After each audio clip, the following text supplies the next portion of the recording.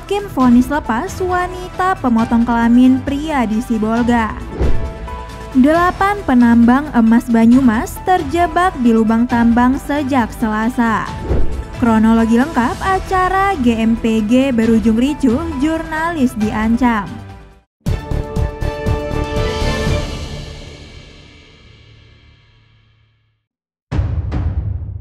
Pengadilan Negeri Sibolga, Sumatera Utara atau Sumut memutuskan terdakwa Adi Siska Telambanua lepas dari dakwaan jaksa penuntut umum.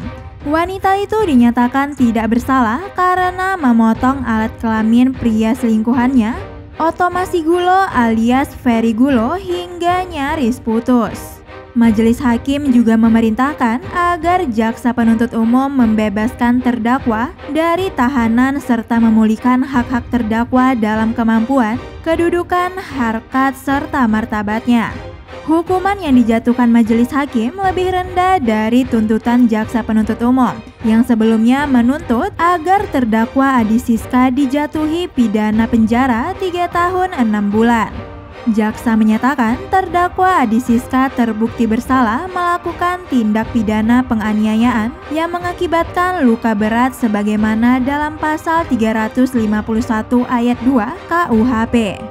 Dalam dakwaan jaksa, kejadian tersebut bermula pada Sabtu 25 Februari 2023 sekitar pukul 17.30 waktu Indonesia bagian Barat. Adi Siska dan selingkuhannya Oto Masigulo alias Ferry Gulo melakukan perjalanan dari kota Padang Sidempuan ke kota Sibolga. Kemudian keduanya menuju Hotel Sambas Baru di Jalan Horas, Kelurahan Pancuran Dewa, Kecamatan Sibolga Sambas, Kota Sibolga untuk menginap. Lalu Oto Masigulo mengajak terdakwa untuk melakukan hubungan badan, namun terdakwa menolak ajakan tersebut. Mendengar penolakan terdakwa, Oto Masigulo lantas mengancam akan menyebarkan video seks mereka berdua. Bahkan pria tersebut juga mengancam akan menusuk terdakwa dengan keris yang dibawanya. Lalu terdakwa pun merebut keris tersebut. Setelah itu terdakwa memegang kelamin Oto Masigulo dan memotong kelamin pacarnya itu hingga nyaris putus. Perbuatan terdakwa tersebut membuat alat kelamin Oto Masigulo hampir putus yang bisa mengakibatkan kematian akibat pendarahan yang hebat. Akibat luka tersebut yang mengganggu fungsi ereksi dan reproduksi. Akibat kejadian itu, Adi Siska langsung ditangkap untuk mempertanggungjawabkan perbuatannya. Tim SAR gabungan berusaha mengevakuasi 8 orang penambang yang dilaporkan terjebak di dalam lubang tambang emas rakyat, Desa Pancurendang, Kabupaten Banyumas, Jawa Tengah sejak Selasa 25 Juli 2023. Kepala Kantor SAR Cilacap, Ada Sudarsa di Banyumas memaparkan, 8 penambang itu dilaporkan terjebak di dalam lubang tambang sejak hari Selasa pada pukul 23 waktu Indonesia bagian Barat karena tiba-tiba datang air yang menggenang area pertambangan. Berdasarkan data, 8 penambang yang terjebak antara lain Cecep Suryana, Rama ABD Rohman, Ajat, Matholis, Marmumin, Muhyiddin, Jumadi, serta Mulyadi. Mereka berasal dari Kabupaten Bogor, Jawa Barat. Adah menyebut telah memberangkatkan 1 tim penolong Basarnas Kantor SAR Cilacap dan 1 tim penolong dari unit Siaga SAR Banyumas menuju lokasi kejadian. Pihaknya membawa berbagai peralatan pertolongan seperti alat selam, detektor gas, dan alat pendukung lainnya. Sementara itu, Kapolresta Banyumas Kombes Adi Sunarta Sitepu mengatakan area tambang emas tersebut belum berizin meskipun telah beroperasi sejak tahun 2014 dan menjadi mata pencarian sekitar 80% warga setempat. Edi menyebut pembukaan tambang dilakukan karena adanya kesepakatan antara pemilik lahan dan penambang dengan persentasi bagi hasil sebesar 20% untuk pemilik lahan, 20% untuk pemodal, dan 60% untuk pekerja. Saat ini ada 38 lapak tambang, namun hanya 30 lapak yang aktif dengan pekerja dari masyarakat. Di sisi lain, pelaksana tugas atau PLT Bupati Bogor, Iwan Setiawan memantau perkembangan upaya evakuasi 8 warganya yang terjebak di dalam lubang tambang emas rakyat, Desa Pancuredang, Kabupaten Banyumas, Jawa Tengah. Informasi terakhir, tim SAR gabungan masih berusaha mengevakuasi karena medan yang cukup sulit. Ia mengaku intens melakukan pemantauan dari Bogor sejak menerima informasi mengenai warganya yang merupakan penambang emas terjebak pada Selasa 25 Juli 2023 malam.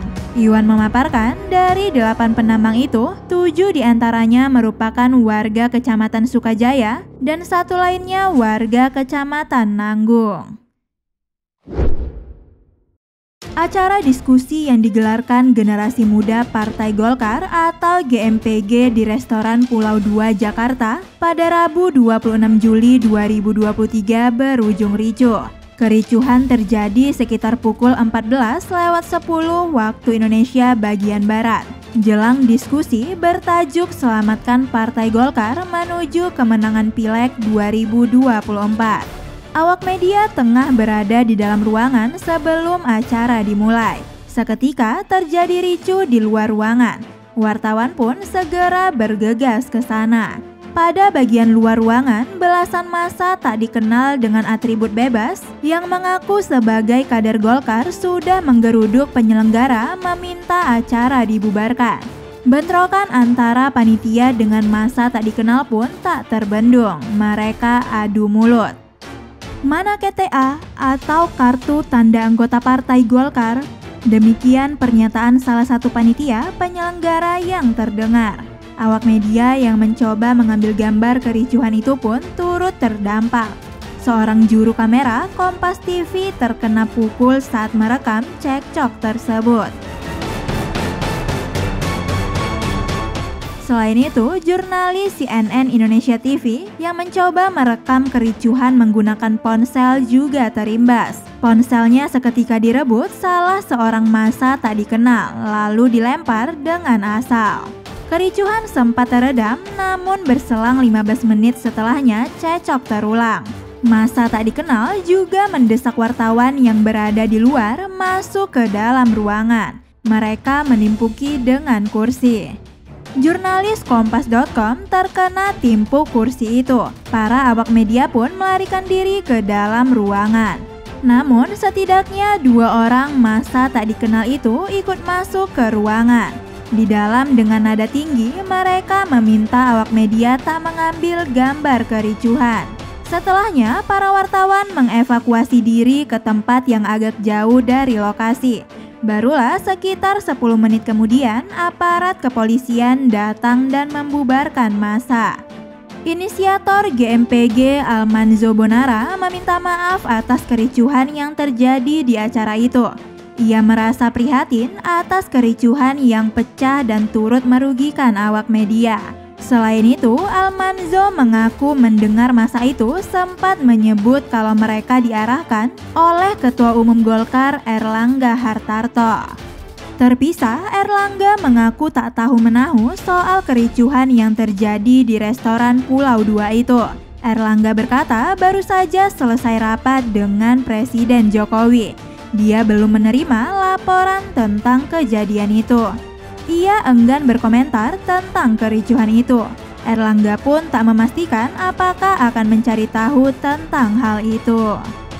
Bisanews.id, Nindya Farisa mewartakan.